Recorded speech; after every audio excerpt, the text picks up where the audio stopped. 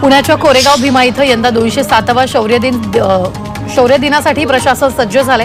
येणाऱ्या अनुयायींच्या सुरक्षेच्या दृष्टीने सर्व खबरदारी घेतली जात असून शेकडो एकर पार्किंगची व्यवस्था करण्यात आली आहे। त्यात जवळपास 10,000 पोलिसांचा बंदोबस्त तैनात असणार आहे। यासाठी जिल्हा प्रशासन या अनुषंगाने सज्ज झालेलं आहे।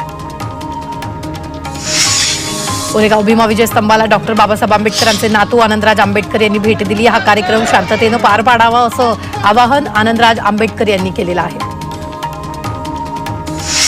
सिंधुदुर्गात सरत्या वर्षाचा शेवटचा सूर्यास्त पाहण्यासाठी पर्यटकांनी समुद्र किनाऱ्यावर गर्दी केली होती।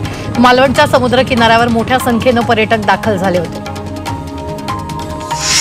रत्नागिरीतील गणपतीपुळ्यात पर्यटकांनी गर्दी केली। नव्या वर्षाची सुरुवात श्री गणेशाच्या दर्शनाने करण्यासाठी भाविकांनी गणपतीपुळ्यात गर्दी केली। इथले समुद्र किनारेही पर्यटकांनी गजबजून केले। 2025 वर्षाच्या स्वागतासाठी सरत्या वर्षाला निरोप देण्यासाठी आणि नववर्षाच्या स्वागतासाठी पर्यटकांची कोकणाला पसंती पाहायला मिळते। सिंधुदुर्ग जिल्ह्यात यावर्षी मोठ्या प्रमाणात पर्यटक दाखल झाले असून पर्यटनाचा मनमुराद आनंद लुटताय। समुद्री पर्यटनासोबत पर्यटकांनी सिंधुदुर्ग किल्ल्याला भेट देण्याला पर्यटकांची पसंती दिली आहे। आज वर्षअखेरचा दिवस आहे। नवीन वर्षाचं स्वागत करण्यासाठी नाशिक जिल्ह्यात अनेक ठिकाणी पर्यटकांची हजेरी दिसून येते।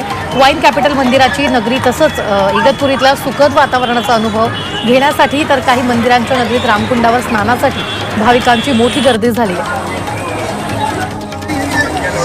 नववर्ष स्वागतासाठी देशाच्या कानाकोपऱ्यातून पर्यटक कोकणात दाखल झालेत। नववर्ष स्वागताचं काउंटडाऊन सुरू झाले, त्यामुळे कोकणातील सर्व समुद्रकिनारे गर्दीनं फुलून गेले। पर्यटकांचा उत्साह शिगेला पोहोचलाय, त्यामुळे सर्वत्र उत्साहाचं वातावरण आहे। माजी राष्ट्रपती रामनाथ कोविंद यांनी आज शिर्डीत सहपरिवार साई समाधीचं दर्शन घेतलंय। साई मंदिर परिसरात आलेल्या भक्तांना त्यांनी अभिवादन केले। देशवासियांच्या सुख शांतीसाठी प्रार्थना केल्याचं यावेळी कोविंद यांनी म्हटलंय। जगासमोर असलेल्या आव्हानांचा सामना करण्याची ताकद साईबाबांनी द्यावी अशी प्रार्थनाही त्यांनी केली। नवीन वर्षाच्या पूर्वसंध्येला माजी राष्ट्रपती रामनाथ कोविंद यांनी त्र्यंबकेश्वर मंदिरात दर्शन घेतलंय। यावेळी त्यांनी विधिवत महादेवाची पूजा केली।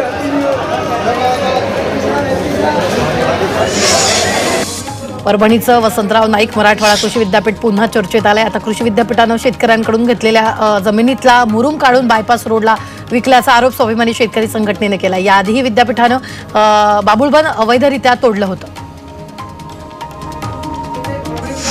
वाशीमध्ये देगाव फिडरवरील विद्युत तार तुटल्यानं विद्युत पुरवठा बंद आहे। महावितरणाच्या कर्मचाऱ्यांना माहिती देऊनही त्यांनी तारा जोडलेल्या नाहीये, त्यामुळे विद्युत तार बदलून देण्याची मागणी शेतकऱ्यांनी केली। वाशीमधील रिधोरा राजुरा खैरखेडा रस्ता दुरुस्तीचं काम 2 वर्षापासून अपूर्ण आहे, त्यामुळे नागरिकांसह वाहन चालकांना नाहक त्रास सहन करावा लागतोय। त्यासाठी रस्त्याचं काम सुरू करण्याची मागणी गावकऱ्यांनी केली आहे। वाल्मिक कराड शरण आल्यानंतर विरोधी पक्षाच्या नेत्यांनी अनेक प्रश्न उपस्थित केले। सगळं सेट झाल्यामुळे आता कराड शरण आला असेल असा आरोप राष्ट्रवादी शरदचंद्र पवार पक्षाचे आमदार जितेंद्र आव्हाडांनी केला। वाल्मिक कराडला अटक झाली असती तर समाधान वाटलं असतं अशी प्रतिक्रिया राष्ट्रवादी शरदचंद्र पवार पक्षाच्या खासदार सुप्रिया सुळेंनी कराडच्या आत्मसमर्पणावर दिली आहे। देशमुख कुटुंब दहशतीमध्ये असून त्यांना तातडीनं सुरक्षा पुरवावी अशी मागणी मराठा आंदोलक मनोज जरांगेंनी केलेली आहे, तर वाल्मिक कराडचे फोन कॉल तपासण्याची मागणी त्यांनी केली आहे।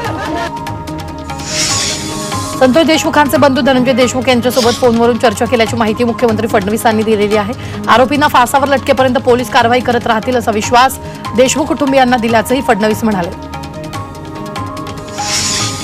वाल्मिक कराड सीआयडीला शरण आल्यानंतर संतोष देशमुख यांच्या भावानं पहिली प्रतिक्रिया दिली आहे। सरकारनं इतर आरोपींनाही अटक करावी अशी मागणी धनंजय देशमुखांनी केली। सरकार या प्रकरणात कारवाई करेल असा विश्वास त्यांनी